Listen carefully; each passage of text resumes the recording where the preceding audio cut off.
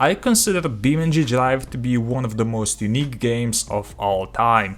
Never before has there been a racing game that would be so focused on physics, realistic damage, and just being able to mess around in general.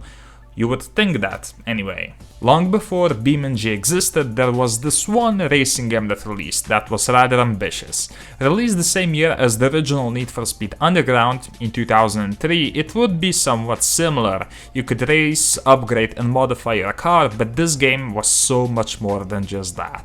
I'm talking about street legal racing Redline. Now, even for 2003, SLRR didn't look particularly impressive, but what it lacked in graphics, it absolutely made up for in its features. In Underground, upgrading, for example, was pretty simple. All you did was go to a menu and click the upgrade that boosted the car stats the most. In SLRR though, well, you would start off the game by buying one of the knockoff versions of the real-world cars the game had to offer, but since you could only afford cars from the used car lot, the cars would be less than ideal.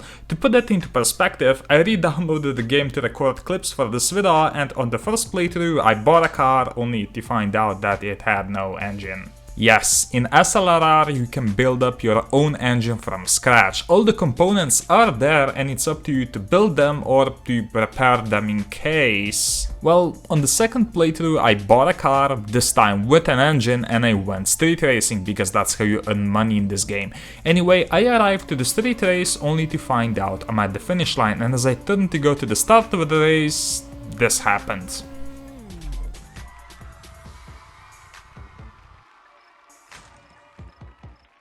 And there goes the engine. So, this game had damage physics that would be unrivaled until BeamNG came out 10 years later.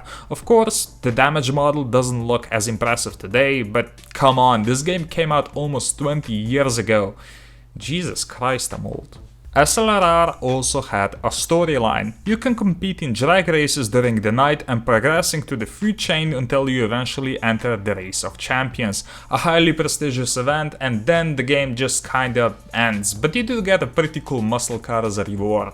Not the most exciting of stories, but it does give the game a very clear objective. But what do you do after the campaign is done? Well, I'm happy to say that SLRR has one of the biggest modding communities of any game ever.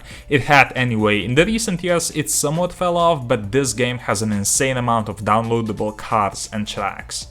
In fact, back in 2011, I made my first ever YouTube video about this game, and at the time I truly enjoyed it. Buying cars, building them up and then racing them is a simple concept, but this game truly took it to the next level that even all these years later, most racing games struggle against it. But that was 11 years ago, so how is SLRR doing today?